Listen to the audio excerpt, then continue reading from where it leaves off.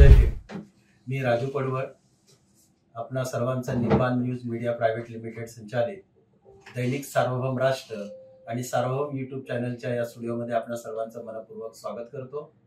आज आपल्या स्टुडिओमध्ये आपल्या सर्वांचे आदरणीय व्यक्तिमत्व आदरणीय डॉक्टर भीमरावजी यशवंतराव आंबेडकर सर इथं उपस्थित झालेले आहेत. समता सैनिक दलाचे राष्ट्रीय अध्यक्ष आणि भारतीय बौद्ध महासभेचे राष्ट्रीय कार्याध्यक्ष सर आहेत.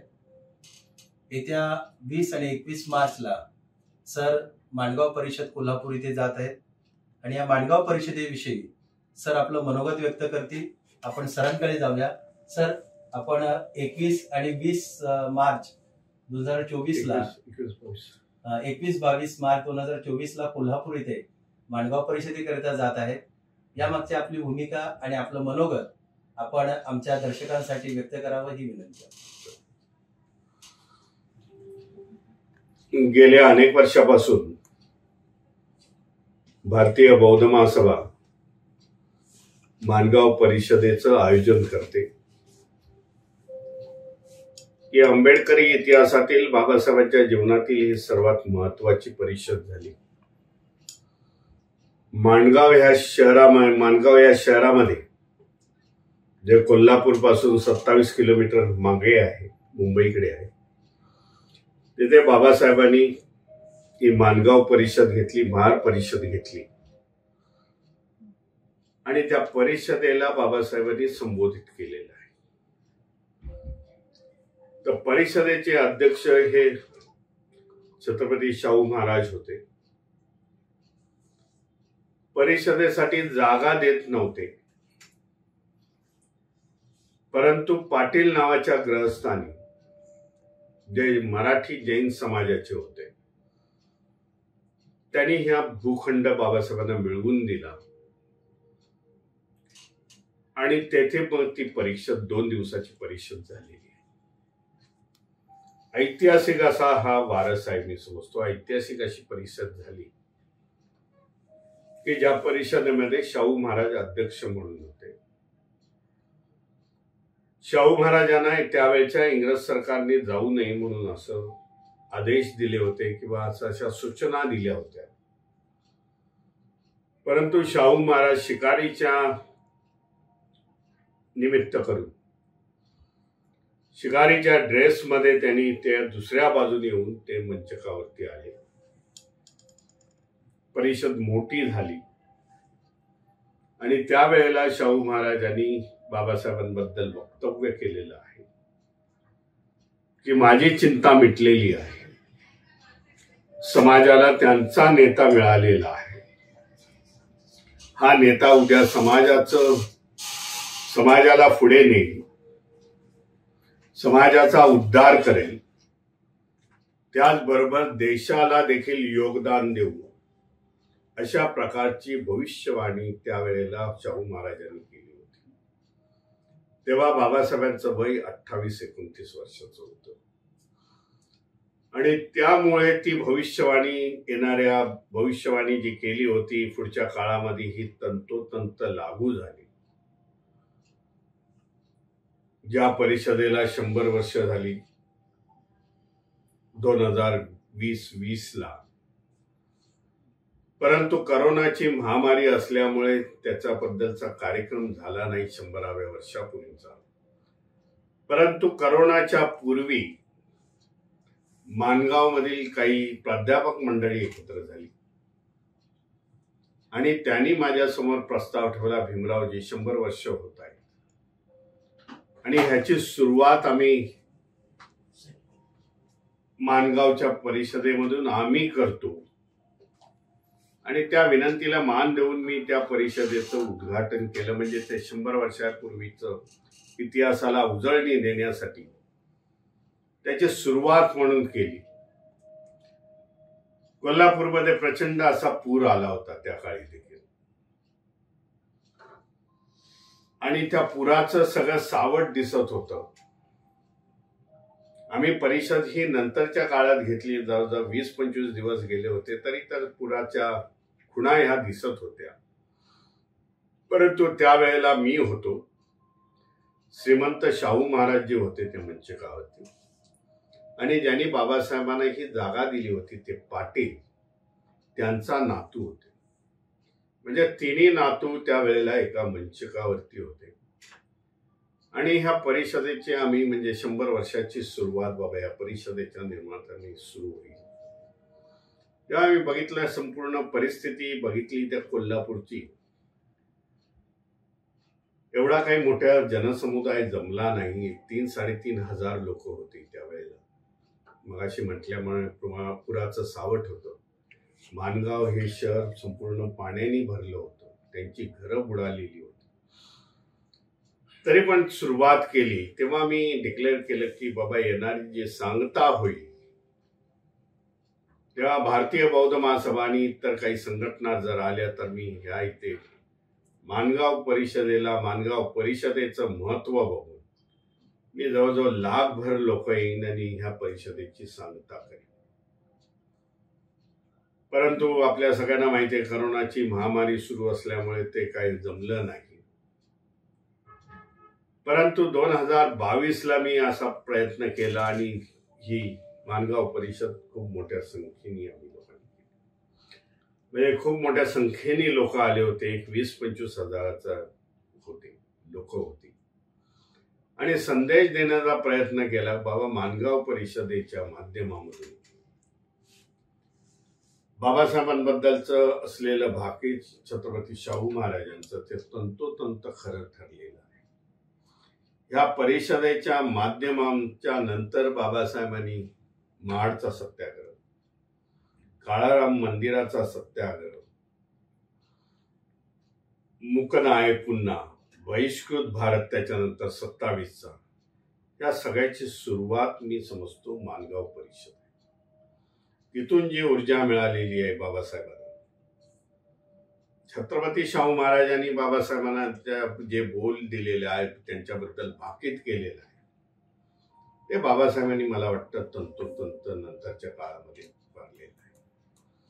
म्हणून ही परिषद सगळ्यात महत्वाची आहे. आता उद्या देखील होणाऱ्या कार्यक्रमाला मी तिथे हजर राहणार आहे. आणि ही परंपरा आहे, जिथे जिथे बाबासाहेब गेले, जिथे जिथे बाबासाहेबांनी आपल्या क्रांत्या केलेल्या आहेत, समाजाला संदेश देण्याचा प्रयत्न केलेला आहे, तिकडे तिकडे भारतीय बौद्ध महासभा असल्या प्रकारचे कार्यक्रम राबवत असते. उद्या 20 मार्च आहे. महाडचा चौदार तळ्यावरती आमचा कार्यक्रम आहे भारतीय बौद्ध महासभेचा. शामनेर शिबिराचं तिथं आयोजन मोठ्या संख्येने केलेलं आहे. शामनेर बंद आहे आणि चौदार तळ्याची क्रांती आहे बाबासाहेबांनी केलेली. आणि ही क्रांती अबाधित राहो, हा संदेश संपूर्ण देशाभरामध्ये जावो म्हणून हा कार्यक्रमाचं नेहमी दरवर्षाप्रमाणे हजारो संख्येने लोक येतात. महाडच्या आजूबाजूला कोकणामधले लोक येतात. विशेष सांगायचं म्हणजे विदर्भामधून लोकांची येण्याची संख्या जास्त. म्हणजे नागपूर झालं, वर्धा झालं. आजच मला वर्ध्याचे लोक भेटले. नांदेडमधून 2 गाड्या आलेल्या आहेत. त्यांचा प्रयत्न असतो की बाबासाहेबांनी जिथे जिथे क्रांत्या केलेल्या आहेत तिथे जावं, बाबासाहेबांना नतमस्तक व्हावं त्यांच्या क्रांतीला.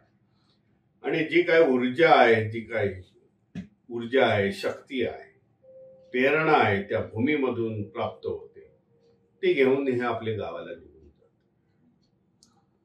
पण एक दुःख वाटतं की बोलायला काही हरकत नाही की ज्यांच्या पूर्वजांनी हा सगळा इतिहास घडवला, बाबासाहेबांना साथ देणारे कोकणातले सगळे होते. कोकणातली लोक होते, कुंभार रेजिमेंटचे लोक होते. म्हणून बाबासाहेबांनी ते 14 तळाची योजना आखली. कारण S.K. बोले यांनी सभागृहामध्ये हा ठराव पास करून घेण्यात आला होता की जे काही सार्वजनिक पाणवठे आहेत ते पाणवठे खुले करावे. त्याच्यानंतर बाबासाहेबांनी हा 14 तळाचा सत्याग्रह केला. आम्ही देखील मानव आहोत, आम्हाला देखील हक्क अधिकार आहे, अशा प्रकारचं ज्याला आत्ताच्या काळामध्ये आपण ह्युमन राईटची मुवमेंट बोलू शकतो, ती बाबासाहेबांनी त्या काळामध्ये स्थापित केली, म्हणजे लोकांच्या समोर तो संदेश दिलेला. आणि हा सगळा मी मगाशी म्हटल्यामुळे ज्यांच्यामुळे हा कार्यक्रम झाला ते कोकणातले लोक, मिलिटरी मधले लोक. आज जरा तिथे मी तरी माझं ऑब्झर्वेशन असं आहे की कोकणातल्या लोकांना मी सारखा नेहमी बोलत असतो की बाबा तुमच्या आजोबांनी पंजोबांनी बाबासाहेबांना जी साथ दिलेली आहे, परंतु ही नवीन पिढी त्याबद्दल उदासीन आहे असं मला कधी कधी वाटतं. म्हणून अशा प्रकारचे धार्मिक कार्यक्रम, सामनेर शिबिराच्या माध्यमातून शिबिरार्थी बसणार, त्यांच्या फॅमिलीज येणार आणि कार्यक्रम मोठा होतो. परंतु येणाऱ्या काळामध्ये भारतीय बौद्ध महासभा हा संदेश आता आम्ही लोक गावागावामध्ये नेतो. चवदार तळ्यावरती येण्यासाठी बाबा कोकणातली लाखो समुदाय लोकांनी यावं. जे चित्र आम्हाला भीमा कोरेगावामध्ये दिसतं तशा प्रकारचं बाबा निर्मिती व्हावी. आपली ताकद कोकणामध्ये पण दाखवून द्यावी, कारण तुम्ही मूळ लोक आहात, मूळ लोकांचे वारस आहात. तुम्ही क्रांती केलेली आहे आणि ती पहिली क्रांती आहे, त्याच्यानंतरच्या झालेल्या क्रांत्या, हे सगळं भरभरून तुम्ही लोकांनी ह्याला सपोर्ट करणं गरजेचं आहे. अशा प्रकारचं वक्तव्य मी मागच्या वर्षी तिथे मांडलं होतं आणि त्याचे आता चांगले परिणाम मला दिसायला लागले की आज बऱ्याचदा फोन आले की आम्ही लोक तिथे येत आहोत मोठ्या संख्येने. अशा प्रकारे भारतीय बौद्ध महासभा आज कार्यरत आहे. जर असं म्हणाल तर देशामधलं जर सगळ्यात जास्त नेटवर्क आंबेडकरी मुवमेंट मधलं असेल तर आता काही अलीकडच्या काळामध्ये भारतीय बौद्ध महासभेचं नेटवर्क हे अधिक देशाभरामध्ये पसरले आणि अधिक पसरून अधिक मजबूतीकरण करणं हे आता आमचं पहिल्यांदा ध्येय आहे. भारतीय बौद्ध महासभा हे पर्टिक्युलरली आता एका समाजाची वगैरे आता आम्ही ठेवलेली नाही. तिचा जो ब्रॉड बेस करण्याचा मी जास्तीत जास्त प्रयत्न करतो. म्हणजे जे उत्तर भारतामधले काही समाज आहेत ते आता भारतीय बौद्ध महासभेचे पदाधिकारी झाले. म्हणजे आता मी त्याचा उल्लेख करीन, मोरिया समाज आहे, हा भगवान बुद्धाला खूप मोठ्या प्रमाणात मानतो. हे जो सम्राट अशोकाची डायनेस्टी मधून आले, त्यांच्या खानदान तर बोलता येणं, पण त्यांची परंपरा, सम्राट अशोकांची परंपरा, त्यांच्या समाजाची परंपरा, त्याचे सम्राट अशोकाचे आम्ही वंशज आहोत असा मानणारा मोरिया समाज हा उत्तर भारतामध्ये करोडोच्या संख्येत. त्याच्यानंतर कुसवा समाज आहे, सैनी समाज आहे. अशा सर्व समाजाला आपण घेऊन आज भारतीय बौद्ध महासभा चालली. पूर्वी उत्तर प्रदेशामध्ये देखील एक पर्टिक्युलरली समाज होता, हे जाटव समाज, तेच आपले पदाधिकारी होते. परंतु हे अलीकडच्या काळामध्ये म्हणजे 3-4 वर्षाच्या काळामध्ये हे चित्र आता बदलले. बौद्ध महासभेमध्ये या, तुमच्या पदाधिकारी व्हा आणि आपला संदेश, बौद्धांचा संदेश हा त्यांच्याकडे पोहोचवा. अशा प्रकारची आता आमची थिअरी म्हणा, आमची प्रॅक्टिस म्हणा सुरू झालेली आहे. म्हणून मध्यंतरीच्या काळामध्ये आम्ही स्टेटमेंट केलं होतं आणि काही संघटना तशा कामाला लागलेल्या की येणाऱ्या काळामध्ये जर जनगणना झाली, कधी होईल, काय होईल, सरकार करेल की नाही, परंतु काही करोडोनी आपल्या बौद्धांची संख्या या देशामध्ये वाढलेली असेल. बौद्ध समाजाची जी संख्या आहे जनगणनेच्या माध्यमातून वाढली, अवेअरनेस आलेला आहे त्यांना. पहिल्यांदा मी बघितलं की त्यांना खूप मोठा अवेअरनेस आलेला आहे की बौद्ध धम्माची जी धरोहर आहे, स्मारक आहे, चैत्य आहे, विहार आहे, त्यांच्याबद्दलच त्यांना आपुलकी वाटली. माझ्यापेक्षा ते लोक आज जास्त कार्यक्रम घेत आहेत भारतीय बौद्ध महासभेचे, विशेषतः हिंदी भाषिक राज्यामध्ये त्यांचं जे जास्त प्रमाण आहे. म्हणजे ह्याचं एक उदाहरण सांगायचं झालं तर मध्य प्रदेशामधला भोपाळ इथे मी कार्यक्रम घेत असताना भारतीय बौद्ध महासभेचा एक 4-5 वर्षापूर्वीची गोष्ट आहे. तेव्हा त्याने सांगितलं कि हमारे को भी इस मंच पर स्थान होना जरूरी है.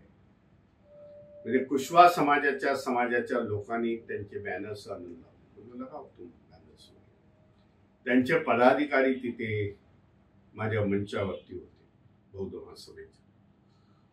आणि सगळा कार्यक्रम झाल्यानंतर त्या ज्या ठिकाणावरून भारतीय बौद्ध महासभेची परिषद होती त्याच्यामधून 1 किलोमीटरच्या अंतरावरती सम्राट अशोकांनी मोठा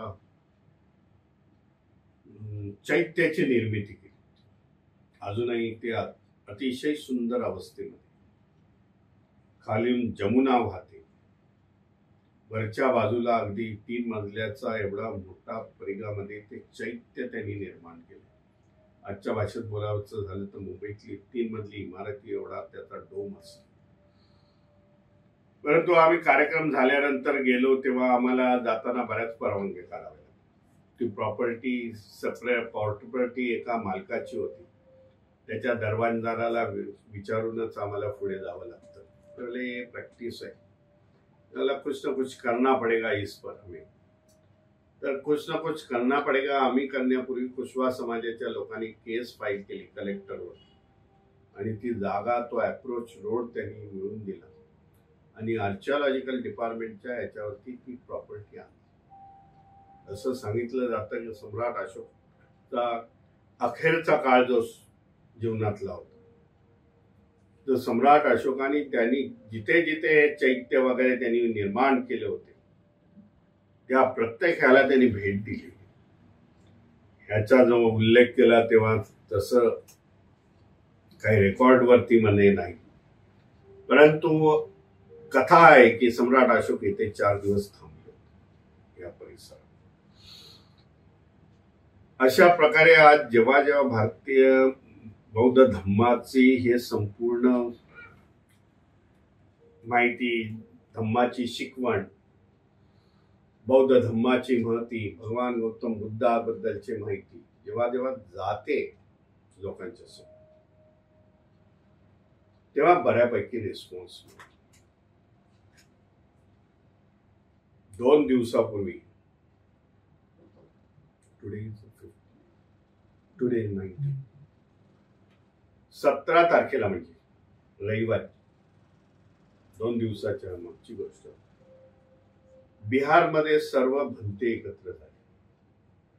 विशेषतः बिहार मधले उत्तर भारतातले भंते आणि त्याची लिडरशिप गेली ईशान्य भारतामधले मिझोराम, नागालँड वगैरे तिकडचे जे भंतेजी ते सगळे एकत्र आले. मला देखील त्यांनी कॉल केला होता, भीमरावजी आ जाओ. आणि महाबोधी टेम्पल आहे, महाबोधी विहार आहे, त्याच्यासाठी आपण निर्णायक लढा करू. अभी हम लोग पीछे नहीं हटेंगे.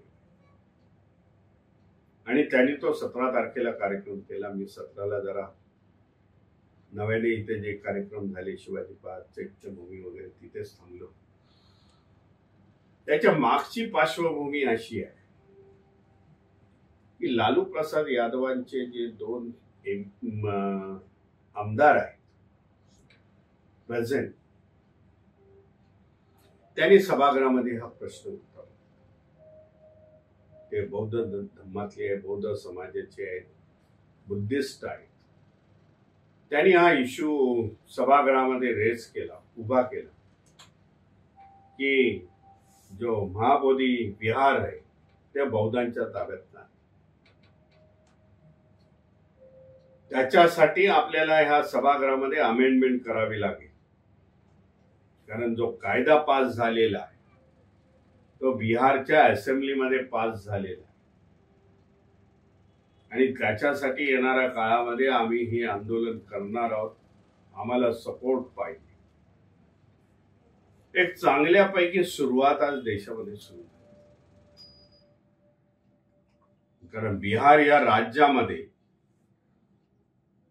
आपली बौद्धांचे मुवमेंट कमी होते, बौद्ध कमी होते. पवित्र स्थळ बिहारमध्ये आहेत, परंतु सगळे मनातून तर मानतात बाबा. मी बऱ्याचदा त्यांच्याशी बोललो भगवान गौतम बुद्धाला इव्हन ब्राह्मणांच्या घरामध्ये जा, म्हणजे तसे अनुभव आलेत मला. आपल्या महाबोधी बुद्ध विहाराच्या एक 2 ते 2.5 किलोमीटरच्या परिघामध्ये पीपल एज्युकेशन सोसायटी म्हणजे आपल्या सिद्धार्थ कॉलेजचं एक कॉलेज आहे. त्या कॉलेजमध्ये मी गेलो तर त्या कॉलेजमध्ये महिलांचं चांगल्या सुंदर कॉलेज आहे.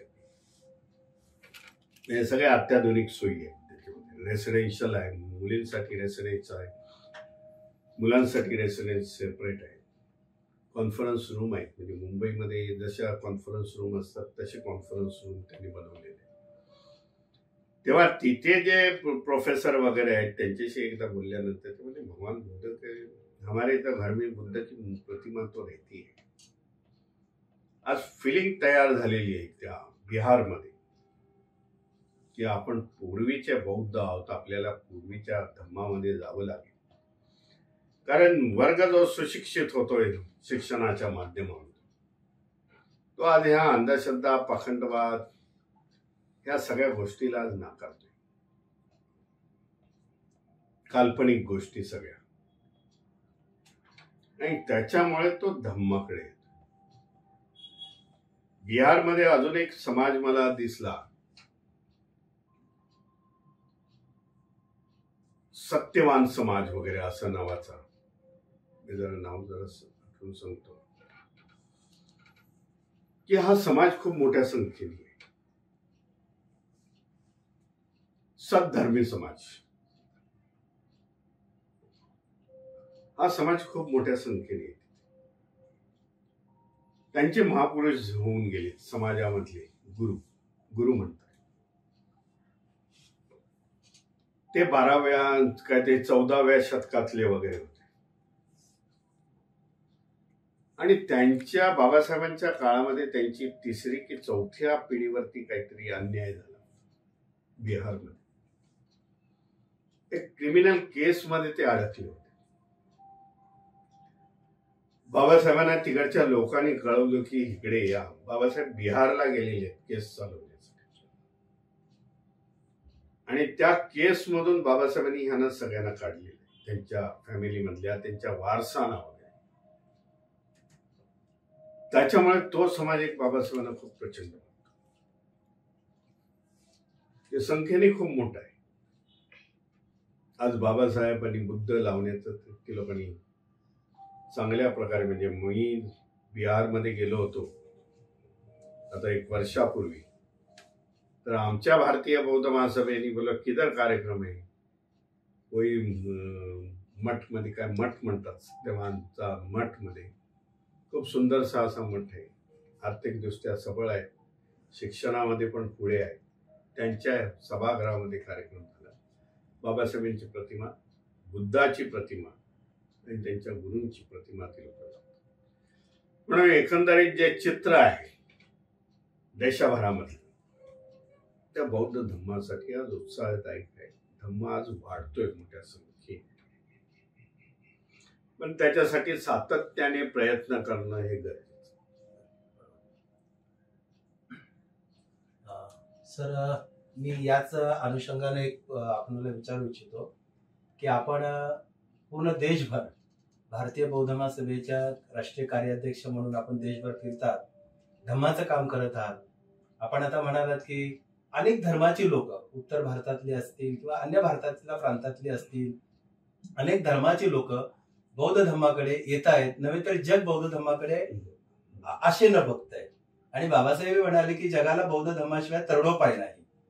असं असताना देखील आता आपण म्हणालात की बिहारमध्ये जो आपण आता ह्याचा बुद्धाच्या भूमीचा जो लढा सुरू होत आहे, त्याचं नेतृत्व आपल्याकडे येते. एका बाजूला तिकडचे भंते गुरु, भंतेगण तुम्हाला पाचारण करतायत की तुम्ही या, हे नेतृत्व स्वीकारा. परंतु हे सगळं घडत असताना महाराष्ट्राकडे बौद्ध धम्माची भूमी आणि तुमच्याकडे एक वेगळ्या नजरेनं, वेगळ्या आशेनं पाहिलं जातं.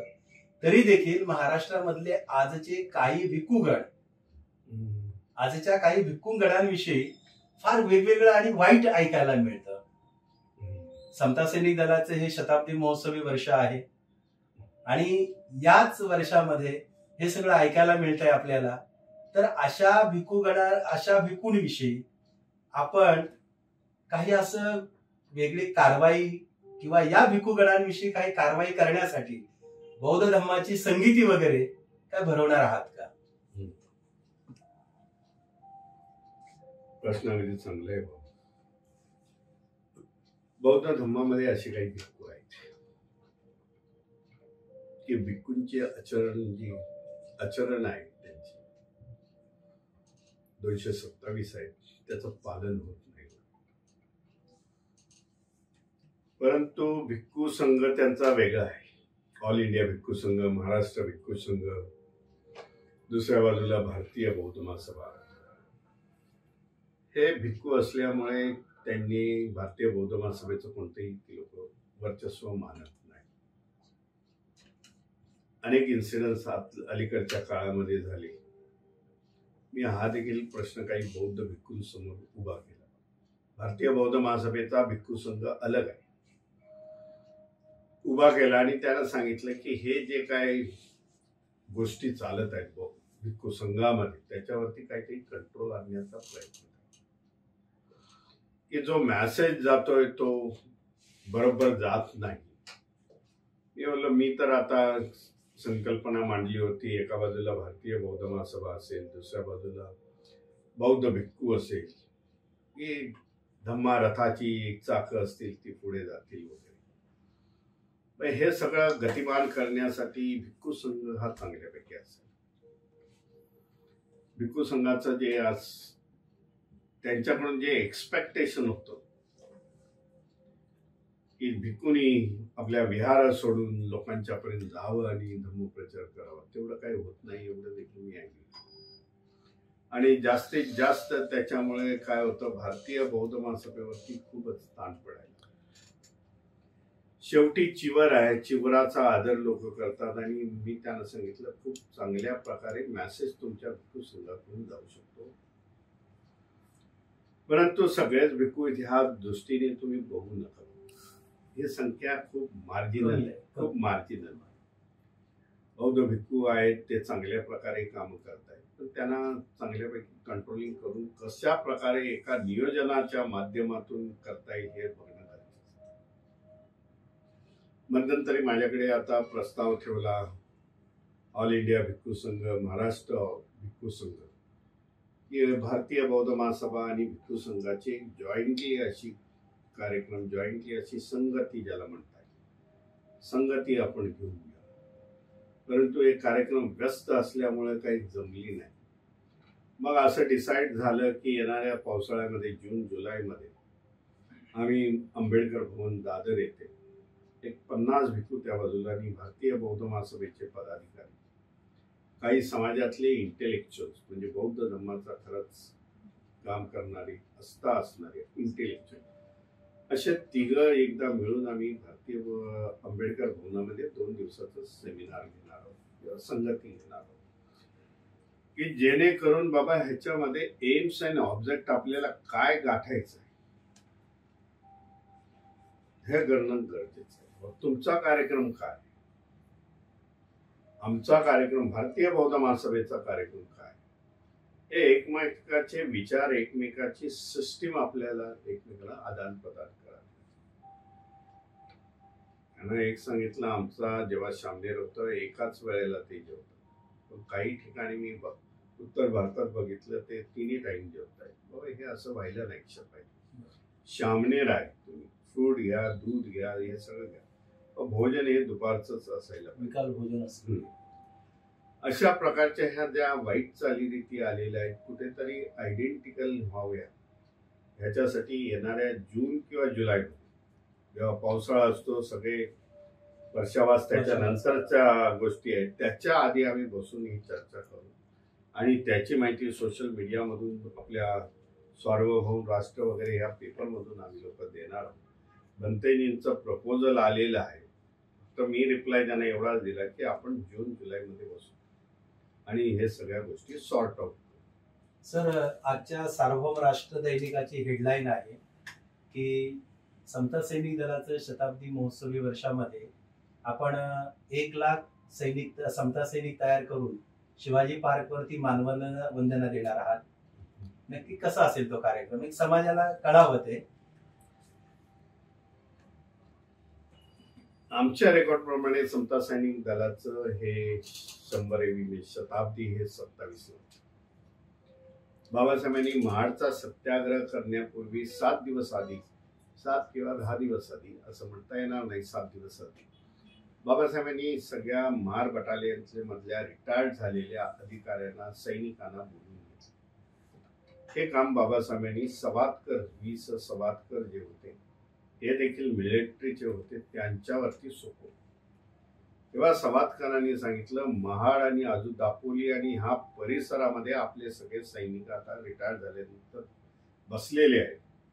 बाबासाहेबांच्या कल्पना फिक्स होती महाडचा सत्याग्रह करण्यासाठी, आणि त्याच्यासाठी जे बळ लागणार होतं एखादी सैनिकी उभं करण्यासाठी, त्या माध्यमातून ही समता सैनिक दलाची स्थापना झाली. ऑफिशियली असं काही झालं नाही, परंतु सवातकरांना सांगितलेले सैनिकी कोशामध्ये येणाऱ्या समाजाचं संरक्षण करण्यासाठी बाबासाहेबांना पूर्णतः कल्पना होती. पृष्ठ लोक जेव्हा मी पाणी पिण्यासाठी जाईन, प्रशासन करण्यासाठी जाईन, तेव्हा माझ्या बरोबरच्या आलेल्या लोकांवरती हल्ला होऊ शकतो. तो हल्ला थोपवण्यासाठी, प्रतिकार करण्यासाठी नाही तर थोपवण्यासाठी ह्या लोकांचं बाबासाहेबांनी समता सैनिक दलाची स्थापना. येणाऱ्या काळामध्ये 27ला जो तुमचा प्रश्न आहे, विविध आम्ही समता सैनिक दलाची अधिवेशनं घेतो. आज भारतीय बौद्ध महासभेकडे महाराष्ट्राचा जर विचार केला तर 35,000चं आमचं एनरोलमेंट झाले समता सैनिक दलाचं जिल्ह्यामध्ये. म्हणून हे टार्गेट येणाऱ्या काळामध्ये आम्ही गाठू. आम्ही टार्गेटवरती काम करतो. भारतीय बौद्ध महासभा जिल्ह्यामधून आम्ही सांगितलेले 1,500 आम्हाला सैनिक पाहिजे, आणि ते टार्गेट येणाऱ्या 2 वर्षामध्ये आम्ही कंप्लीट करू. आज 35 आहेत आमचे, 65,000 होण्यास काही वेळ लागणार नाही. त्याचबरोबर नवीन, आणि त्यावेळेला मग जेव्हा 100 वर्ष पूर्ण होतील 27ला, त्यावेळेला एक मोठा जंगी कार्यक्रम आहे. मुंबईच्या शिवाजी पार्क मैदान किंवा अप्रोप्रिएट मैदान कुठे असेल, औरंगाबाद, 3 आमच्याकडे प्रस्ताव आले, मुंबई, औरंगाबाद आहे अशा ठिकाणी, किंवा नागपूर म्हणतायत काही आमचे पदाधिकारी, विदर्भ मधले म्हणतायत नागपूरला या, दीक्षाभूमीवरती आपण ह्याचं संचलन वगैरे करू. असे 3 प्रस्ताव आहेत माझ्यासमोर, पण लाखभराचं टार्गेट आम्ही करू. आज अशी आम्ही कल्पना मांडलेली आहे समता सैनिक दलामध्ये. समता फोर्स नावाचा एक नवीन कार्यक्रम आम्ही सुरुवात केला 2 दिवसापूर्वी. चैत्यभूमीमध्ये जे 2 दिवसाचं ट्रेनिंग होतं, काही सिलेक्टेड समता सैनिक दलाचं, आम्ही आव्हान केलं सोशल मीडियाच्या माध्यमातून, आम्हाला समता फोर्स, समता सैनिक दलाच्या वरच्या बाजूला समता फोर्स हा निर्माण करणं, असं आम्ही आव्हान केलं. बाबा आम्हाला समता फोर्स पाहिजे की तो सेल्फ डिफेन्स मध्ये चांगल्यापैकी पारंगत, सेल्फ डिफेन्स, अटॅकिंग नाही, की आपल्या स्वतःचं संरक्षण. कराटे आहे, जुडो आहे, अशा प्रकारचं तो चांगल्या प्रकारे तो आपल्या स्वतःचं संरक्षण करेल, समाजाचं संरक्षण करेल. अशा प्रकारच्या फोर्सला त्या दिवशी खूप मोठ्या संख्येने विद्यार्थी आले, मुलं आली, की ज्यांचं वय आम्ही 35च्या आतमध्ये ठेवले, आणि एक्सेप्शनल 40 म्हणजे कोण धष्टपुष्ट चांगल्यापैकी असेल तर 40 वाली मुलं पण आम्ही घेतलेली. म्हणजे जे बाहेर तुम्ही पिक्चर बघता कमांडोज वगैरे टाईपचे, तशा प्रकारचा आमचा हा समता फोर्स समाजाचा असेल. आणि मुलांमध्ये खूप मोठी उत्साह आहे त्याच्याबद्दल. आम्ही लोक करू, आम्ही लोक ट्रेनिंग घेऊ. आज आपल्याकडे महाराष्ट्र देशामधून मिलिटरीमधून जे रिटायर्ड झालेले आहेत कमांडोज आहेत आमच्याकडे. भारतीय बौद्ध महासभेकडे 4-5 कमांडोज रिटायर्ड झाले. ते कमांडोज ह्यांना ट्रेनिंग देतात, समता सैनिक दलाला ट्रेनिंग देतात. आपण म्हणताय की आता 35,000 आपले समता सैनिक आहेत, समता फोर्स आपण निर्माण केलेली आहे. आपण देशभर फिरत आहात.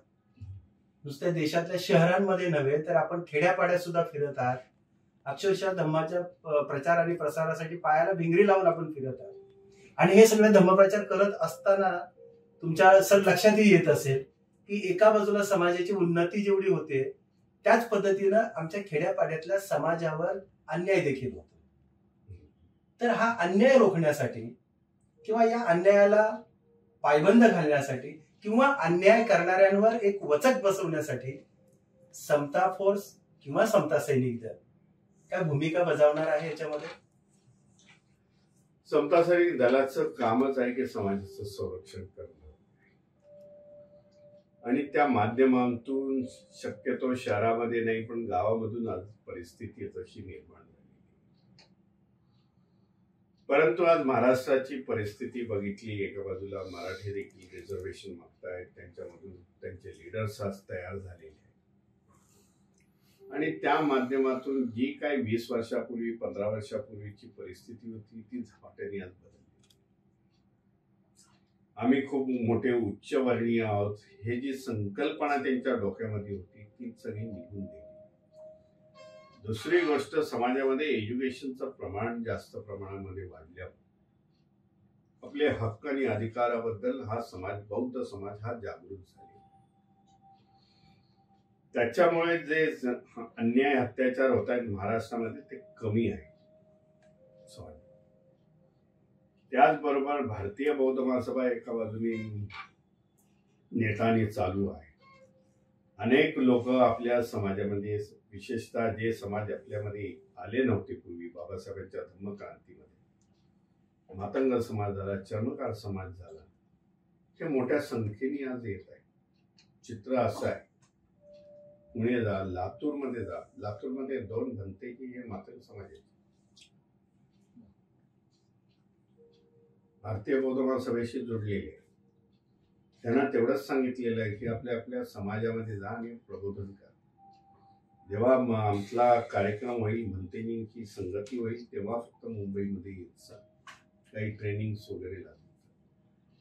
ह्यामुळे जे संघटन निर्माण झाले, दुसऱ्या बाजूला राजकीय ताकद आपली महाराष्ट्रामध्ये वाढली प्रचंड. पूर्वीचा जो पक्ष त्या काळच्या लीडर लोकांनी बंदिस्त ठेवला होता समाजापुरता, आज स्थिती राहिली. मराठा समाजाची मुलं आज वंचितचे पदाधिकारी, इतर समाजातली लोक आज मोठ्या संख्येने, ओबीसी खूप मोठ्या संख्येने. म्हणून परिस्थिती झपाट्याने बदलते. लोकांना अवेअरनेस आलेला आहे, बाबा एक दुसऱ्यावरती अन्याय अत्याचार करून काही मिळणार नाही. म्हणून जर सत्ता जर प्राप्त झाली तर ह्याला अधिक गतिमान होईल, सामाजिक अभिसरण म्हणा, अधिक गतिमान होईल आणि अन्याय अत्याचार जाऊन बाबा सगळ्यांनाच सगळ्याच प्रकारचे प्रॉब्लेम आज फेस करावे लागतात. एखादा वरचा वर्ग सोडला तर सगळ्या समाजाचे प्रश्न आज एकच आहे. पोटापाण्याचा प्रश्न आहे, नोकरी धंद्याचा प्रश्न आहे, एज्युकेशनचा प्रश्न आहे. या 10 वर्षाच्या काळामध्ये हे प्रश्न एवढ्या मोठ्या संख्येने उभे राहिलेले आहे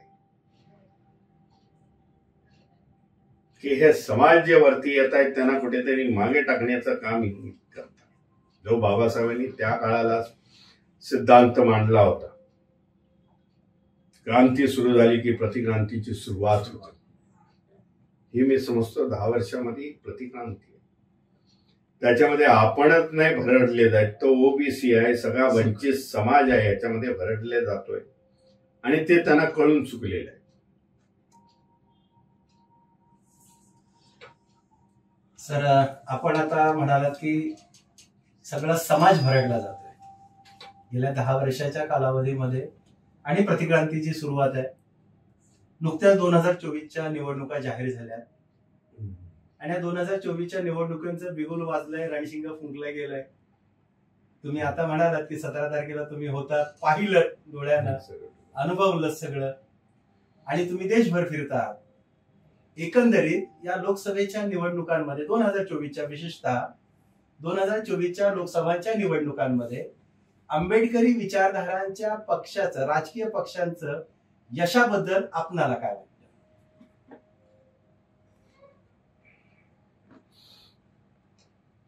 महाराष्ट्राचा जर विचार करायचा झाला तर पक्षाला चांगल्यापैकी यश प्राप्त होऊ शकते महाराष्ट्रामध्ये, कारण आपण इंडिया आघाडीमध्ये आहोत. गठबंधन म्हणा, आघाडी म्हणा, त्याच्यामध्ये आहोत. एक जो प्रस्थापित पक्ष आहे बीजेपी आणि त्यांचे मित्र पक्ष, याच्या विरोधात मध्ये तरी मला वातावरण दिसते. त्या महाराष्ट्रातच नाही तर पुऱ्या देशभरामध्ये दिसते. परंतु एक मुद्दा ह्याच्यामध्ये सारखा सारखा येतो की आपले जे पंतप्रधान आहेत, पंतप्रधान मोदीजी, ते नेहमी 400 के पार 400 के पार. काल देखील तेलंगणाच्या मीटिंग्स मध्ये मी बघत होतो, त्याच्यामध्ये 400 के पार त्यांनी म्हटलेलं आहे. एक पंतप्रधान असा कसा प्रेडिक्ट करू शकतो की मी 400 के पार जाऊ? पार्लमेंट मधलं पण त्यांचं स्टेटमेंट आहे. आणि ह्याच्यामुळे कुठेतरी ह्या सगळ्या इलेक्शन प्रोसेस मध्येच गडबड आहे. आम्ही बरेचदा मागच्या 2 महिन्यापासून जंतर मंतरवरती आंदोलन, मी देखील सहभागी. छोट्या छोट्या संघटनांना घेऊन, सुप्रीम कोर्टाचे 2 ऍडव्होकेट पाशा वगैरे यांना घेऊन आम्ही लोकांनी आंदोलन केली. नंतरच्या काळात दुसऱ्या संघटनेनं मोठं आंदोलन केलं. तिथे अनेक हजारोच्या संख्येने त्यांचं होतं. माझ्याकडे त्यावेळेला कमी संख्या होती, 501 लोक होतो. पण एक सिम्बॉलिक आम्ही दाखवण्यात आलं त्या जंतर मंतरवरून आम्ही ईव्हीएम खिलाफ. नंतर जे आंदोलन झालं त्याच्यानंतर सुप्रीम कोर्टाचे मोठे लॉयर्स शशिभूषण ते होते, त्यांनी प्रेसला येऊन ऍड्रेस केलं, ऐसी पिटिशन आती है तो मैं आर्ग्युमेंट करूंगा. संपूर्ण जनता दबक्या आवाजामध्ये म्हणतोय बाबा ह्या ईव्हीएमच्या माध्यमातून ह्या सगळ्या घडल्या. त्याच्याशिवाय कुठलाही माणूस, कुठलाही प्राईम मिनिस्टर बोलू शकणार नाही 400 के पार मैं जा रहा हूं. म्हणून ह्या ईव्हीएमला कसा तरी अडकाव घालावा ह्या सगळ्यात सर्व राजकीय पक्षांकडे. मी तर त्या दिल्लीच्या मुस्लिम कल्चरल हॉल, मुस्लिम सेंट्रल कल्चरल हॉलच्या सभेमध्ये जेव्हा सिलेक्टेड लोक दिल्लीमधली बसली होती, संविधानवादी लोक होती, सुशिक्षित होते. माझ्याबरोबर किरण सिंग सेनी होते, ते 3 टाइम खासदार आहेत, हरियाणाचे. त्यांचा एक छोटासा पक्ष होता. राजेंद्र पाल गौतम होते, सुप्रीम कोर्टाचे ऍडव्होकेट पाशा होते, आशुतोष, अजून 2 सुप्रीम कोर्टाचे प्रॅक्टिशनर ऍडव्होकेट होते. तेव्हा मी बोललो की ज्या पार्टी आज नॅशनल रजिस्टर, त्या पार्टीचं खरं म्हणजे काम आहे की रोडवरती उतरून ही लढाई लढावी, निर्णायक लढावी. आम्ही त्या छोट्या संघटना आहे, non political, we are the non political organisation. तरी आम्ही येतो कारण संविधान वाचवायचं आहे बाबा. संविधानाची प्रोसेस नीट, इलेक्शन प्रोसेस नीट व्हावी, ट्रान्सपरन्सी असावी या सगळ्यामध्ये. म्हणून आम्ही लोक हे आंदोलन वगैरे करतो. अशा प्रकारची मी मांडणी त्यावेळेला. कालच्या सभेमध्ये देखील 17 तारखेला जी सभा झाली शिवाजी पार्क मैदानामध्ये, तिथे वंचितचे अध्यक्ष प्रकाश आंबेडकरांनी देखील हा मुद्दा जोरात उचलला. कारण ते जे आहेत प्रकाश आंबेडकर, ते मागच्या निवडणुकीमध्ये पराभव झालेला, त्याचं पिटिशन घेऊन ते मुंबईच्या हायकोर्टामध्ये स्वतः आर्ग्युमेंट करतात. परंतु मानसिकता त्यांची नसल्यामुळे सरकारची, इलेक्शन कमिशनरची ही प्रोलॉंग प्रोसेस होती. पण बऱ्याच वेळा आर्ग्युमेंट झालेला, त्याच्यातून बऱ्याच गोष्टी बाहेर आलेल्या. ईव्हीएम फुल प्रूफ नाही अशा प्रकारचे अशा प्रकारचा ऍफिडेव्हिट देखील इलेक्शन कमिशनरने दिलेला आहे. कारण ते मी वाचले, त्यांची केस मी वाचलेली आहे म्हणून. त्याच्यानंतरचा हा मुद्दा पहिल्यांदा मला वाटतं काँग्रेसचे अध्यक्ष राहुल गांधी यांनी घेतला आणि त्यांनी देखील ईव्हीएम वरती जोरात हल्ला केला. राजा की जान है ईवीएम में, सीबीआई में, ईडी में, इसमें है, अशा प्रकारचं त्यांनी वक्तव्य केलं.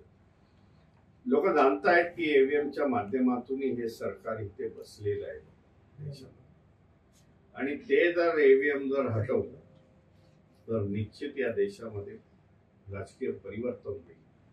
जी रुलिंग पार्टी आहे ती 100 आणि 150च्या आतमध्ये सीमित होईल. अशा प्रकारचं वातावरण पूर्णतः देशामध्ये. ज्या 10 वर्षापूर्वी घोषणा करून सत्तेवरती आले, 2 करोड़ पे जॉब देंगे, 15 लाख देंगे, महंगाई कमती करेंगे, त्याच्या विरुद्ध दिशेने आज देश चालले. त्याच्यावरती आज पंतप्रधान काही बोलायला तयार नाही. हिंदू मुस्लिम मंदिर मस्जिद याच्या पलीकडे लोक जाऊ शकत नाही. ज्या बाबासाहेबांनी घटनेचा सेक्शन 50 मध्ये बाबासाहेब म्हणताय की सायंटिफिक सायन्सवरती आधारित हा देशाची पुढची वाटचाल हवा, परंतु देशाची वाटचाल हा विरुद्ध दिशेने चालू म्हणून चिंता आहे. एक रूलिंग पार्टी का खासदार कर्नाटकामधला 400 के पार होने के बाद हम लोग संविधान बदल देंगे, त्याच्यावरती आज FIR किंवा कुठली कारवाई होताना दिसत नाही. जे पूर्वी भाषण करत होते त्याच्यावर सेडिएशन केस लावून देशद्रोहाची केस लावू शकतात, पण त्याच्यावरती कुठली कारवाई होत नाही. हे सगळे दुःखाची बाब आहे. आणि हे सगळं आता समाजाला, लोअर 17 मधल्या समाजाला सगळं कळलेलं आहे. म्हणून बदलाव लोक निश्चित मानत आहेत. पण ईव्हीएमच्या मुळे कशा प्रकारची आता लढाई आहे ती बघावी लागेल. प्रकाश आंबेडकरांनी तर त्याच दिवशी मीटिंग मध्ये सांगितलं, राहुल जी आप पुढाकार ले लो, मेरे तरफ से मैं लाख लोगों को दिल्ली के जंतर मंतर पर खड़े करता हूं. बरं, पुढाकार तुम्ही घ्या. तुम्ही नॅशनल रजिस्टर्ड पार्टी आहेत, आम्ही काही नॅशनल नाही, आम्ही स्टेट वाले पार्टी आहोत. शेवटी जो तुम्ही प्रश्न विचारला त्याच्यामध्ये आज व्हॅक्यूम झाली, पर्टिक्युलरली आंबेडकर मुवमेंट म्हणून. आंबेडकर राजकीय ह्याच्यामध्ये खूप मोठी व्हॅक्यूम. कारण 4 वेळा मुख्यमंत्री राहिलेल्या उत्तर प्रदेशामधल्या अध्यक्षा आज तोंडावरती बोट ठेवून बसलेले आहे, किपिंग मम. काही कुठे रिॲक्शन्स नाही, कुठल्याही विरुद्ध ते बोलायला, सत्ताधाऱ्यांच्या विरुद्ध बोलायला तयार नाही. अनेक इंडिया गठबंधन मधून त्यांना ऑफर केल्या की तुम्ही या, म्हणून यायला तयार नाही. तर सेक्युलर वोट जे उत्तर प्रदेशमध्ये, आता तुम्हाला सगळ्यांना स्थिती माहिती आहे, 80 सीट्स उत्तर प्रदेशामध्ये पार्लमेंटच्या आहे. आणि जो पक्ष तिथे लीड घेतो म्हणजे 60-70 वरती जातो, 60-65 वरती जातो, तो देशामध्ये रूल करतो. परंतु एवढा होऊन देखील त्या आज यायला तयार नाही. सेक्युलर व्होट डिव्हिजन करत आहे. त्यामुळे आज लोकांना त्यांच्याच पदाधिकाऱ्यांना वाटू लागलेलं आहे की आम्ही कुठेतरी बळी पडतोय. म्हणून मध्यंतरी मी एकदा बोललो होतो लखनौच्या मीटिंग मध्ये, मी गोरखपूरला होतो मागच्या वेळेला. गोरखपूरला प्रेस कॉन्फरन्स अशी होत असताना भाई बाबा साहब ने जो संदेश दिया है, किसी के गुलाम मत बन जाओ, नेता जब तक है, जब तक वो बहुजन की विचारधारणी पर चल रहा है, पटरी पर चल रहा है, बाबा साहब की विचारधारे पर चल रहा है, फुले शाहू विचारधारणी पर चल रहा है, प्रकारचं वक्तव्य केलं, तिथे हेडिंग वगैरे आल्या. हे व्हॅक्यूम आहे उत्तर भारतामध्ये. म्हणजे तुम्हाला सांगेन, उत्तर प्रदेश आहे, मध्य प्रदेश आहे, पंजाब आहे, हरियाणामध्ये, राजस्थानमध्ये त्यांचं चांगलं आहे. त्यांच्या काही लोक मला येऊन भेटले, त्यांचे चांगले दुय्यम स्टँडर्ड, दुय्यम फळीतली काही नेते वगैरे मला येऊन भेटले, कुछ ना कुछ पर्याय हमें दे दो. म्हणजे हरियाणामध्ये रोहतक मध्ये माझी युनिव्हर्सिटीमध्ये दयानंद कॉलेजमध्ये माझी हे झाली होती मीटिंग्स, म्हणजे त्या लोकांनीच अरेंज केली होती. तिकडच्या प्रोफेसरनी आणि स्टुडंटनी doctor B.R. Ambedkar law college सभागृह म्हणून खूप सुंदर सभागृह आहे आणि सिलेक्टेड लोक ते बोलले युनिव्हर्सिटी आहे. ती युनिव्हर्सिटी जवळजवळ 700 एकरमध्ये ती युनिव्हर्सिटी आणि व्हेरियस फील्डमध्ये आपले हेड ऑफ द डिपार्टमेंट है. ते बोले भीमराव जी हम बचपन से कांशीराम के साथ, कांशीराम जब साइकिल पर थे हम लोग भागते थे. अशा प्रकारे आम्ही ह्या संघटनेशी जुडलेलो आहे. आज बुरा लग रहा है, हम तो अभी पढ़े लिखे हैं, हेड ऑफ द डिपार्टमेंट, लेकिन ये हमारी लीडर ऐसी कर रही है. इसके लिए हम लोग ने संगठन निर्माण किया, राजनीति का संगठन निर्माण किया. कॉलेज के बाद हम लोग हरियाणा में जाते हैं, लोगों को बताते हैं हमें तैयार होना पड़ेगा. अशा प्रकारचे छोटे छोटे राजकीय संघटन लोकांनी निर्माण केले.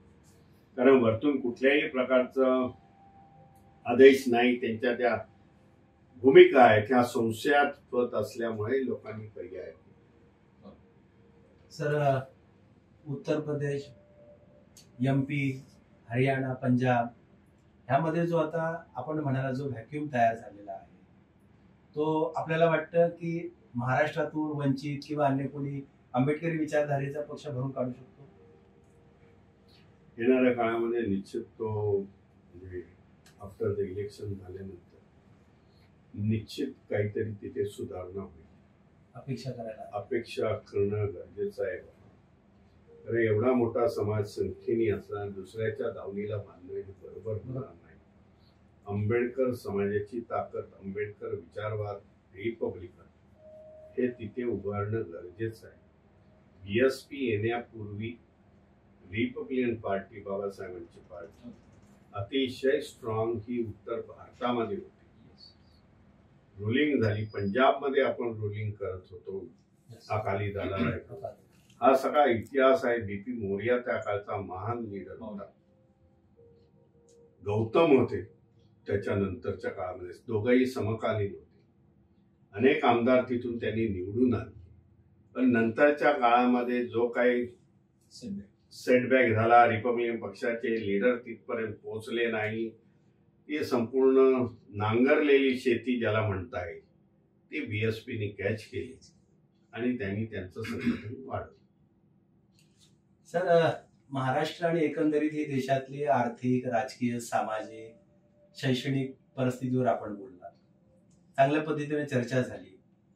ह्या सगळ्या गोष्टींचा विचार करता आंबेडकराईट समाजाला आणि एकंदरीत देशातल्या शोषित पीडित वंचित समाजाला आपण काय संदेश देऊ इच्छिता? बाबा, येणारा काळ तर कठीण आहे. ही जी विचारसरणी ज्याला म्हणताय, ज्या विचारसरणीने बाबासाहेबांना बाबासाहेब हयातीत असताना विरोध केला,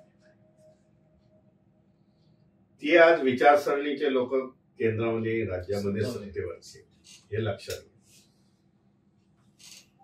ती कधी तुम्हाला असं पुढे जाऊन देणार नाही. बाबा बाबासाहेबांच्या आंबेडकर अनुयायांना जाऊन देणार नाही, फुले शाहू आंबेडकरांना मानणाऱ्या वर्गाला जाऊन देणार नाही. म्हणजे मला तर, मी जरा इंटरप्ट करून सांगतो की फुलेंचं बद्दल महाराष्ट्रामध्ये एवढं सपोर्ट नाही आहे, एवढं फॉलोअर्स नाही. दबक्या आवाजामध्ये बोलणारी लोक आहेत. उत्तर भारतामध्ये, राजस्थानमध्ये फुलेंना मानणारा प्रचंड मोठा वर्ग आहे. जो माळी समाज आहे, शेती करतो, पण फुले लावेल बाबासाहेब लावते.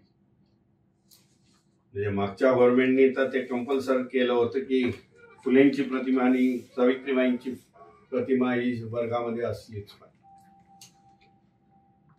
म्हणून ह्या सगळ्या वर्गांना सगळं कळून चुकलेलं आहे की ही विचारसरणी की बाबासाहेबांना विरोध केलेली आहे.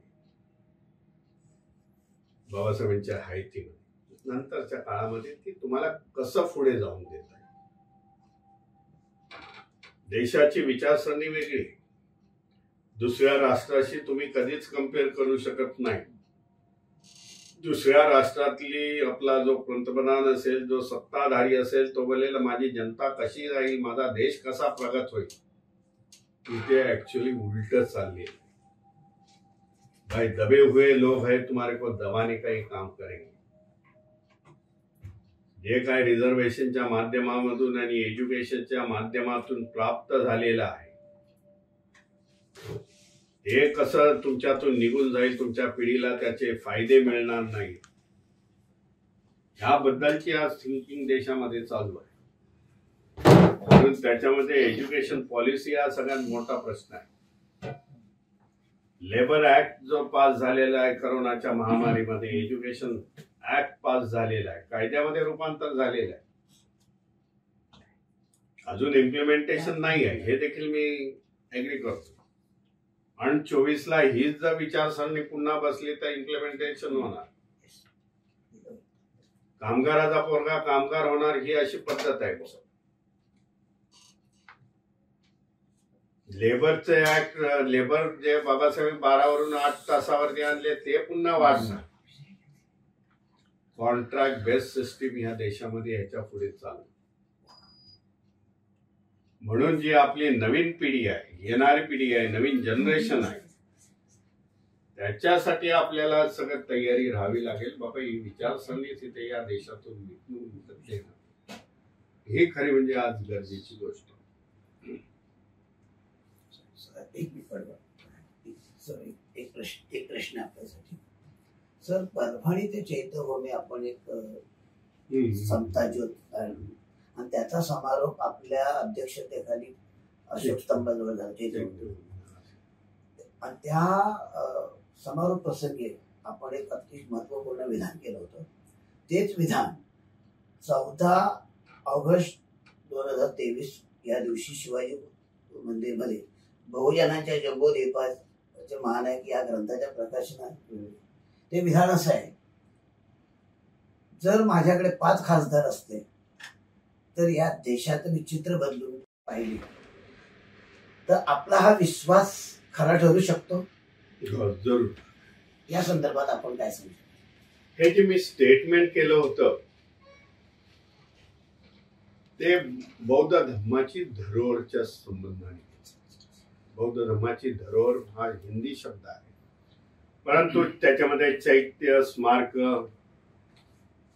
सगळं अशोकाचे शिलालेख वगैरे सगळे लेण्या येतात की ज्या दुर्लक्षित आहेत. आर्किओलॉजिकल डिपार्टमेंट आहे, हे ब्रिटिशांनी स्थापन केलेलं डिपार्टमेंट. ह्या सगळ्या पुरातन वास्तू, ज्याला ऐतिहासिक वारसा आहे, ह्या आर्किओलॉजिकल डिपार्टमेंटची त्याच्यावरती मालकी असते, त्याची देखभाल करू शकतात, त्याचा सेपरेट फंड आहे. परंतु ह्या सगळ्याचा विद्रोपीकरण मध्यंतरीच्या काळामध्ये झालं. म्हणून भारतीय बौद्ध महासभेने ह्या प्रोटेक्ट व्हावे, त्याच्यामध्ये झालेलं एन्क्रोचमेंट काढून टाकावं, सातत्याने आम्ही पाठपुरावा आर्किओलॉजिकल डिपार्टमेंटमध्ये करतो. बाबा ह्यांचं प्रोटेक्शन व्हावं, ह्यांचा फंड आहे तो चांगल्यापैकी युटिलाइज करावा. जनतेला देखील मी आव्हान केलेलं आहे, बाबा ह्याच्यावरती आपली वहिवाट असायला पाहिजे, आपण जायला पाहिजे बाबा. म्हणून काही वर्षापासून वर्षावासाचा पहिला दिवस भारतीय बौद्ध महासभेचे तालुका जिल्ह्यामध्ये जिथे जिथे अशी स्मारक आहेत तिथे वर्षावासाचा पहिला दिवस. त्याच्यानंतरचे 2-3 दिवस ती लोक करतात त्यांना सुटेबल वाटलं, की जेणेकरून आपल्या लोकांना ही जी जागतिक सांस्कृतिक वारसा आहे तो दाखवणं गरजेचं. जे G20 आता झाली, पंतप्रधान जे आपले अध्यक्ष होते, काय दाखवण्यात आलं तर हेच स्मारक त्यांना दाखवण्यात आली. दिल्ली मधल्या त्या प्रगती मैदानावरती मी पण ही परिषद झाल्यानंतर 5-7 दिवसांनी होतो तेव्हा बघितले ते सगळे पोर्ट्रेट, कटआउट. नालंदा, अजंठा दाखवले पोर्ट्रेट, मोठे मोठे पोर्ट्रेट कटआउट्स लावले होते. अतिशय सुंदर हुबेहूब दाखवण्यात आलं होतं. कार्डबोर्डनी त्यांनी बनवले होते. विद्यापीठं दाखवली होती. 5-7 विद्यापीठं, नालंदा, तक्षशिला, सांची वगैरे ही विद्यापीठं त्यांनी दाखवली. दाखवण्यासाठी बौद्ध आहे. आम्ही देशाला संदेश दिलेला आहे. भगवान बुद्धाची जन्मभूमी कर्मभूमी ही भारत आहे. भारताने जगाला शांती दिलेली आहे, न्याय दिलेला, समता दिलेली आहे. हे दाखवताना आणि नंतरच्या काळामध्ये त्याच्या विरुद्ध काम करतात. म्हणून जर मेंबर ऑफ पार्लमेंट तिथे असते तर ह्या सगळ्यांच्या माध्यमातून आपल्याला आवाज उठवतात. जगातील जे बौद्ध राष्ट्र आहेत, करोडो, माझ्या माहितीप्रमाणे करोडो रुपये आज भारतामध्ये येतात. मध्यंतरी मी होतो बुद्धगयेला, तेव्हा सांगितलं की बुद्धिस्ट सर्किट हम लोग निर्माण कर रहे हैं. तेव्हा माझ्याच अध्यक्षांनी सांगितलं होतं, नागसेन आहे त्यांनी, भीमरावजी ये सर्किट 10 साल से चल रहा है लेकिन पूरा नहीं हो रहा है. बार बार बोलते हैं सर्किट के लिए पैसा लाओ. तर ही जी मानसिकता आहे, वाराणसीमध्ये मी मध्यंतरी छोटं होतं आणि वाराणसीमध्ये घेतलं भारतीय बौद्ध. तेव्हा मी पंतप्रधानांवरती बोललो होतो. बाबा, त्यांचा मतदारसंघ आहे, त्या मतदारसंघामध्ये वाराणसी वगैरे येते, ह्याचं डेव्हलपमेंट होणं गरजेचं आहे. आज गटारे उघडी आहेत त्या वाराणसीमध्ये, धड रस्ते नाही.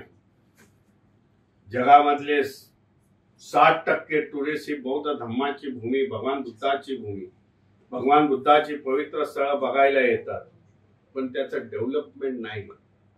अधिक डेव्हलप केला तर अधिक लोक येतील, देशाला परकीय चलन मिळेल, परंतु ही मानसिकता नाही आहे. म्हणून आपले खासदार तिकडे असतील तर हा प्रश्न आपल्याला उठवता आहे. बघूया, होप करूया, आशा करूया की येणाऱ्या काळामध्ये असे खासदार तिकडे जातील आणि ह्या प्रकारचे प्रश्न ती लोक विचारतील आणि जी काही ही धरोहर आहे ती आपण सुरक्षित ठेवू अशी आशा आहे. सर, एक फार महत्वाचं भूमिका मांडलेली आहे. एक प्रश्न इथे उपस्थित होतो की जर खासदार आमची जागा हवे असतील लोकसभेमध्ये, इथे निर्णय प्रक्रिया होते, आजच्या घडीला जी लोकसंख्या आहे आमची, जी काही मतदारसंख्या आहे, काय ती आपल्याला खासदार निवडून देऊ शकतात? दुसरी गोष्ट, महाराष्ट्रामध्ये जो काही वंचितचा आता प्रयोग चाललेला आहे, जबरदस्त प्रयोग चाललेला आहे, लोकमानस त्याच्या बाजूने आहे, पण जी आज मी योग्य शब्द वापरतो, गोची जी केली जाते इतर पक्षांनी, त्याच्यावर काय उपाय आहे?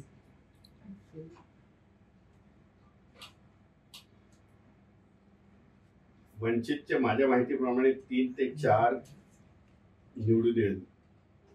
म्हणजे सांगायचं झालं तर 3 तरी कुठे खासदार निवडून येऊ शकतात. परंतु इंडिया गठबंधन मध्ये आहोत,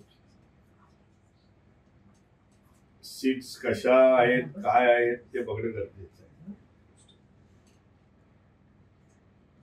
वंचितने आधीच जर ही भूमिका मांडली असती, मी पण त्याला जरा हे आहे, जेव्हा ह्या चर्चा होत असताना वंचितने जर सांगितलं असतं ह्या माझ्या सीट्स आहेत आणि ह्याच्यापासून मी ढळणार नाही, जरासा डायलॉग मध्ये, जरासा संवादामध्ये, जरासा मला तरी वाटतं जरासा लॅकिंग झालेलं आहे, काही कमी पण की आज अशा पोझिशन्स मध्ये आपण वंचित बहुजन आघाडी आलेली आहे की त्यांना डावळून देखील जमणार नाही. हे सत्ताधाऱ्यांना, विरोधी इंडिया आघाडीच्या सगळ्यांना कळते. ह्यांना सोडून जमणार नाही, ह्यांना देण्याच्या प्रक्रियेमध्ये त्यांनी यायला पाहिजे. खरं म्हणजे जर देशामध्ये जर बघितलं तर 4 राज्य आहेत ते दिल्लीचं राजकारण कन्फर्म करतात किंवा ते त्याच्यावरती डिपेंड आहे असं म्हणतात. एक उत्तर प्रदेश आहे, त्याच्यानंतर डायरेक्टली महाराष्ट्र आहे, बिहार आहे आणि बंगाल आहे. ह्या 4 राष्ट्रांची संख्या जर बघितली त्या खासदारांची, ह्याच्यावरती जो लीड घेईल तो दिल्लीमध्ये राज्य. म्हणून महाराष्ट्र हे महत्वाचं राज्य आहे आणि त्याच्यामध्ये वंचितला ते लोकांनी समजून घ्यावं, त्याची समजूत काढावी, त्यांना जागा द्यावी की जेणेकरून जे 45 और प्लस ची बात करतायत तर इंडिया आघाडी 45 जातील आणि ती लोक मिनिमाइज मध्ये होतील अशी सिच्युएशन. जे काय पिक्चर रंगवलं जात आहे हे खोटं पिक्चर. कारण ह्यांच्या ज्या सभा मी बघितल्या सोशल मीडियाच्या माध्यमातून त्या सभा सगळ्या फेल. इव्हन त्यांच्या दिल्लीमधले लीडरनी अमरावती यवतमाळमध्ये झालेली सभा फ्लॉप शो. तरी पण ते रेटून म्हणतायत हम लोग ये करेंगे वो करेंगे. पण 1-2 दिवसामध्ये हा तिढा संपेल असं मला वाटतं. हा सर, तर प्रश्न असा आहे की बाळासाहेबांचा प्रयत्न जो आहे खूप जबरदस्तपणे चाललेला आहे, पण मला वाटतं महिन्याच्या वर झालं की बाळासाहेबांना वंचित ऐकूनच किनारे लगाना म्हणजे ठेवण्याचा जो प्रश्न झाला की बाजूला सारण्याचा किंवा त्या प्रभावामध्ये पासून कसं टाळता येईल अशा प्रकारची रणनीती स्ट्रॅटेजी प्रस्थापित पक्षाने दाखवलेली आहे. जगजय राया मीडियामध्ये त्याला बऱ्यापैकी प्रसिद्धी दिली आहे. पण या अवस्थेमध्ये बाळासाहेबांच्या वाट्याला 4 जागा आल्या किंवा जर 8 जरी आल्या असत्या तरी मतदार संख्येच्या जोरावर जर आपण विचार केला जे काही स्टॅटिस्टिक्स आहे त्या स्टॅटिस्टिक्सनुसार आपले वंचितचे खासदार निवडून येऊ शकतात का किंवा तेवढं आले असते का किंवा येऊ दिले असते का हा मुख्य प्रश्न आहे. आले असते का प्रश्न नाही माझ्या, येऊ दिले असते का इंडिया गठबंधन बद्दल बोलतोय नाही. पण आतापर्यंत जे आहे एकंदरीत राजकीय परिस्थिती आणि गठबंधन आज आहे तर उद्या नसेल असं आहे. एकूण जी मानसिक काय वंचितचं जे आता वलय ह्या महाराष्ट्रामध्ये निर्माण झालं त्या सत्ताधाऱ्यांना पण त्याची धोका आहे आणि इंडिया आघाडीला पण नाही. म्हणजे प्रकाश आंबेडकरांना डावलून पण जाऊ शकत नाही, वंचितला डावलून जाऊ शकत नाही ह्या पोझिशन मध्ये. त्याच्यासाठी इंडिया गठबंधननी काहीतरी तडजोडी करावी आणि काय डिमांड वंचितची आहे ती त्यांना देऊन टाका. ह्याचा फायदा असा आहे की 48 ज्या लोकसभेच्या सीट्स आहेत आज नाही म्हटलं तरी वंचित हा 1.5 ते 2 लाखापर्यंत त्यांचा उमेदवार इंडिपेंडंटली खाऊ शकतो. येस. मागच्या 2019चं उदाहरण बघा. वंचितने सेपरेट लढवलेली आहे आणि ह्याचा फायदा सगळ्याचा जो 1.5 ते 2 लाखाचा जो फायदा आहे तो डायरेक्टली इंडिया गठबंधनच्या उमेदवारांना त्या पक्षाला होऊ शकतो. प्रकाश आंबेडकर झाले मास लीडर आहे, पर्टिक्युलरली आज कुठल्या कम्युनिटीचा म्हणजे बौद्धांचाच लीडर नाही. मगाशी म्हटल्याप्रमाणे मराठा समाज खूप आहे, वडार समाज आहे, मातंग समाज आहे, जॉईन झालेला आहे, मुस्लिम्स आहेत. मुस्लिम समाज हा नेहमी सेक्युअर बाजूला जात असतो. म्हणून हे सगळं होत असताना ह्या येथील ज्या इंडिया गठबंधनामधले जे सगळेच पक्ष आहेत त्यांनी याचा गांभीर्याने विचार करायला की आम्ही पर्टिक्युलरली कुठल्या मतदारसंघामध्ये नाही तर रॅन्डमली 48 मध्ये आमचं लाख आणि त्याच्यावरती आम्ही लोक मतदान घेऊ शकतो आणि तेच मतदान हे डिसाइडिंग फॅक्टर आहे. मी हे देखील सांगतो. अगदी मग किती मोठी शक्ती त्या बाजूनी उभी राहिली तरी त्या शक्तीला तेवढा पाडाव करणं हे इंडिया गठबंधनला कठीण जाईल. दुसरी गोष्ट अशी त्यांनी कन्सिडर करायला पाहिजे इंडिया गठबंधननी की प्रकाश आंबेडकरांचं नाव घेतल्यामुळे देशामधलं त्यांचं व्होटिंग वाढू शकतं. बरोबर. देशामधलं साऊथ मध्ये वाढू शकतं, नॉर्थ मध्ये वाढू शकतं कारण नॉर्थ मध्ये पार्टी गेलेली आहे. ह्यांनी जर आव्हान केलं तर तशा प्रकारचं होऊ शकतं बाबा. ते देखील त्यांनी कन्सिडर करायला पाहिजे, नॉट ओनली इन महाराष्ट्र.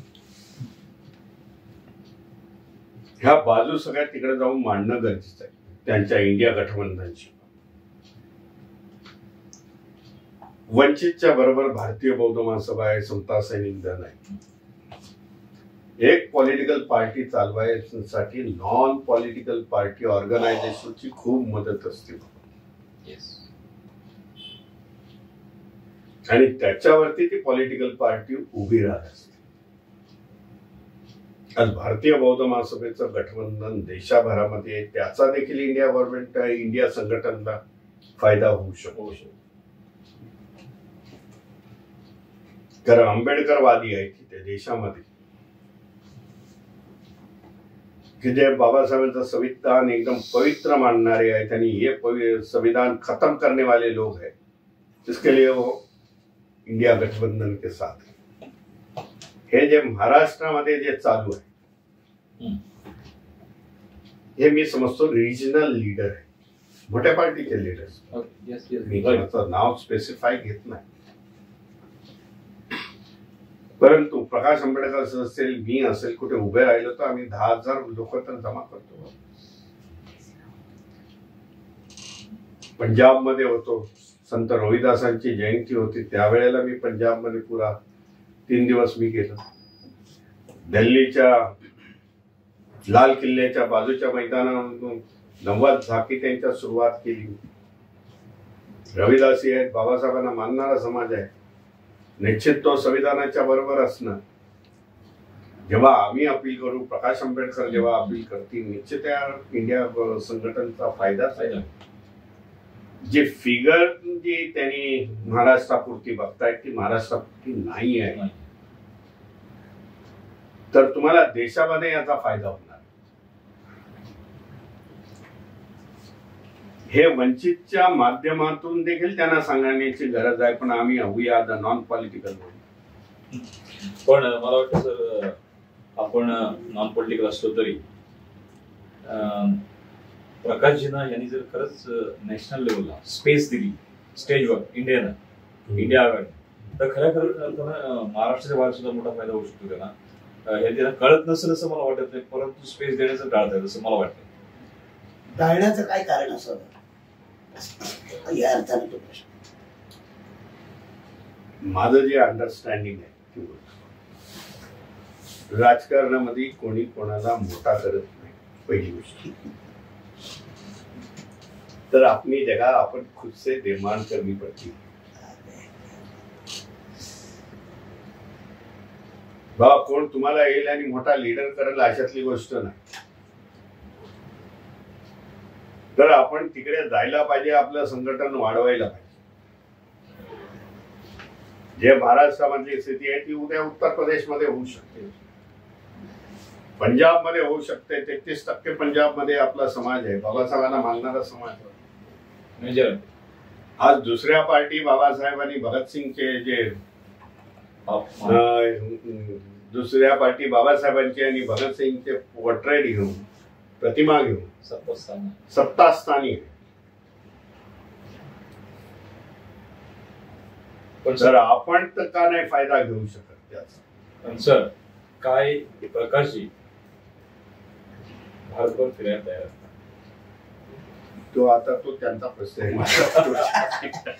म्हणजे आम्हाला प्रामाणिकपणे वाटतं की त्याचा तो फायदा होईल निश्चितपणे. इंडियाला म्हणजे एक महत्वाची गोष्ट इंडियाला महत्वाचं आजब दूर राहील सत्तेपासून, याच्यामध्ये फार मोठा रोल प्रकाशजी करू शकतात असं आमचा ठाम विश्वास. म्हणून मी मांडलं ना बाबा, हे महाराष्ट्राच्या 48 सीट काय बघतात, देशामधल्या सीट बघा ना, त्याच्यामुळे त्या फायदा होईल. 550 सीटचा बघा. सर या निमित्ताने आणखी एक प्रश्न विचारायचा वाटतो, तो असा की लखनौमध्ये आपला जो कार्यक्रम झाला भारतीय बौद्ध महासभेचा, माझ्या माहितीप्रमाणे 60-65 हजार इतके लोक होते. आपलं एकंदरीत राजकीय विश्लेषण नेहमी आम्ही ऐकतो किंवा वृत्तपत्रातून वाचतोय, आणि राजकीय भूमिका मांडत असताना त्या आत्मविश्वासाने आपण नेहमी बोलत असता. भविष्यात समजा तुम्हाला एखाद्या राजकीय पक्षाने जर कॉल केला किंवा जर संधी देण्याचा प्रयत्न केला, तर आपण राजकारणात जाण्याचा विचार करा या कोणाच्या दावणीला वगैरे असं काही जाण्याचा आपलं काही प्रश्न नाही. म्हणजे आज आपल्याला सांगू इच्छितो आपली ताकद आहे, आपण काही उभं करू शकतो. एखादा जर वाटला तर राजकीय पक्ष देखील उभा करू शकतो. कारण माझ्या बाजूला ऑर्गनायझेशन्स आहेत, नॉन पॉलिटिकल ज्या ऑर्गनायझेशन त्या माझा बेस आहे, फाउंडेशन आहे म्हणा. त्याच्यावरती राजकीय जुमले आपण मानू शकतो. ज्या काही संघात जे काही पक्ष केंद्रामध्ये बसलेले आहेत त्याचा बारकाईने अभ्यास करा. धार्मिक संघटनेवरती त्यांनी जोर दिला, धार्मिक संघटनेचा बेस वाढवला, उद्या सत्तेमध्ये बसले. तशा प्रकारची मुवमेंट आपल्याला इथं करावी लागेल. नुसता राजकीय पक्ष घेऊन आज बहीणजी का मागे पडल्या, का मागे पडल्या ह्याचा देखील विचार करा ना. ओनली पॉलिटिकल पार्टी त्यांनी चालवण्याचा प्रयत्न केला. बामसेफचे कार्यकर्ते तिकडचे मला भेटतात, त्यांच्या अधिवेशनाला मी जातो. बोले उन्होंने हमें दूर किया, हम दूर हो गए भाई. ना उनके पास पॉलिटिकल पार्टी के सिवाय दूसरा कौन सा प्रोग्राम है. मान्यवर थे कांशीराम जी, तब बामसेफ का संगठन था, कई संगठन से फंडिंग आती थी, आर्थिक फंडिंग, इसके लिए बीएसपी चली. आज ते संघटन जे नॉन पॉलिटिकल संघटन आहे हे सगळं निघून गेलं. त्याच्यामुळे त्यांची परिस्थिती अशी निर्माण झाली. म्हणून आपल्याला इथे काम करत असताना सगळ्यांना घेऊन जाण्याचा मी प्रयत्न करतो. जे महाराष्ट्रातलं परत येतो आणि स्टॉप होतो. महाराष्ट्रामध्ये बौद्ध महासभेला खूप प्रखरतेने विरोध झालेला आहे माझ्यापूर्वी येण्यापूर्वी भिक्खू संघाकडून.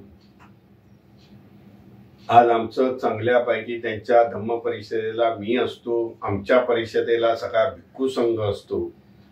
विचाराची आदान प्रदान, आपण दोघे काही कॉम्पिटिटर नाही, आपण एकत्र मिळून चाललो पाहिजे. हे काय पॉलिटिक्स नाही, हा धम्म आहे. बुद्धासाठी आणि बाबासाहेबांसाठी आपण काम करतो. ही विचारसरणी मांडल्यामुळे आम्ही लोकांना जो विरोध होता तो कमी गेला आणि चांगल्या प्रकारे आज रिझल्ट दिसत आहे. चला, नमो बुद्धाय, जय भीम. सर, हा धम्म आहे.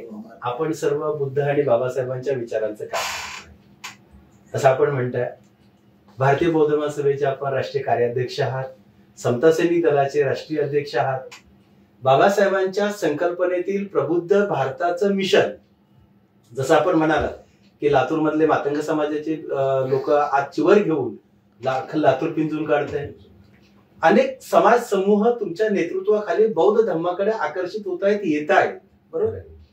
तर याच संकल्पनेतून बाबासाहेबांच्या संकल्पनेतील प्रबुद्ध भारताचं मिशन आणखी गतिमान करण्यासाठी भारतीय बौद्ध महासभा, समता सैनिक दल, तुम्ही जी खांद्यावर धुरा घेतले, ह्याचा काही कार्यक्रम आढावा तयार केलेला आहे आपण.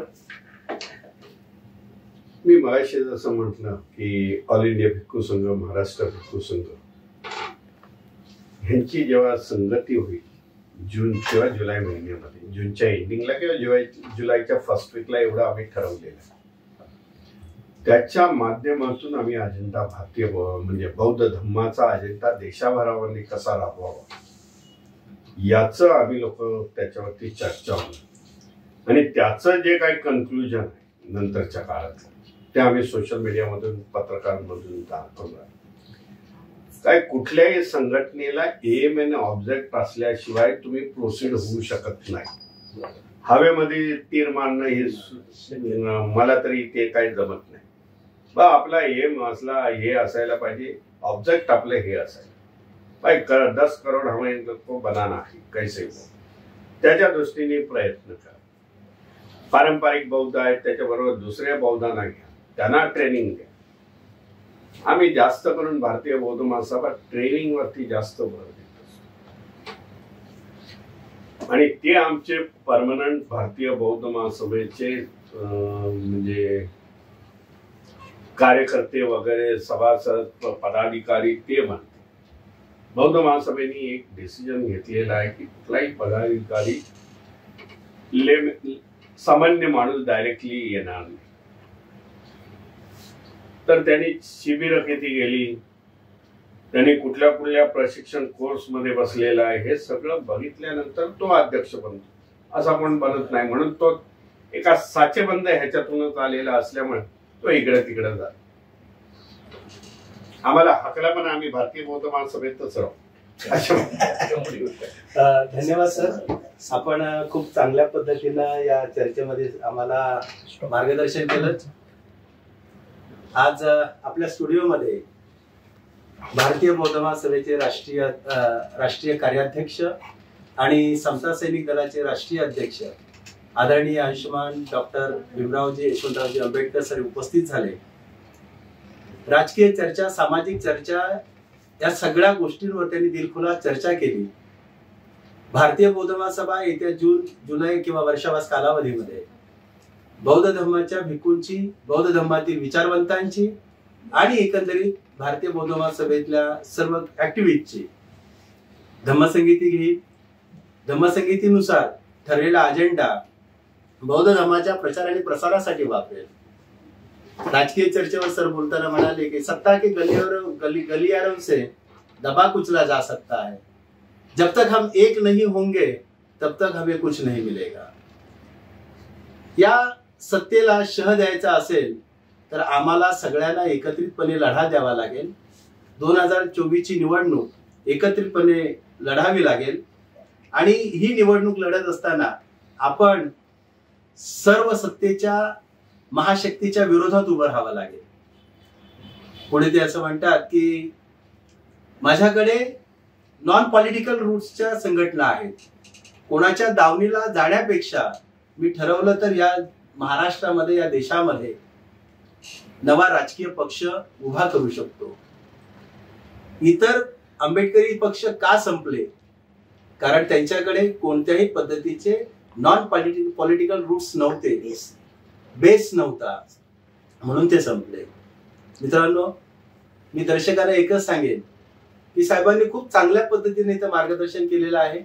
या मार्गदर्शनाचा विचार करा आणि येत्या 24 तारखेला आंबेडकर भवन दादर येथे सार्वभौम राष्ट्र या दैनिकानं जो कार्यक्रम आयोजित केलेला आहे, त्या कार्यक्रमाचे प्रमुख अतिथी सुद्धा साहेबच आहेत.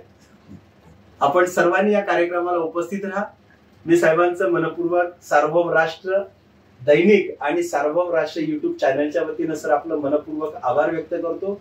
आपण जे देशभर कार्यक्रम करत आहात, दरेकाला धम्मदीक्षा द्या, हा जो संदेश आपण घेऊन जात आहात, त्या संदेशाला फलश्रुती प्राप्त होण्यासाठी आम्ही आपल्याला मंगल कामना व्यक्त करतो. आणि दर्शकांना विनंती करतो की आपण सार्वभौम राष्ट्र हे चॅनल जर सबस्क्राईब केलं नसेल तर सबस्क्राईब करा, चॅनलवर कमेंट्स करा आणि चॅनल शेअर करा. धन्यवाद. जय भीम. नमो.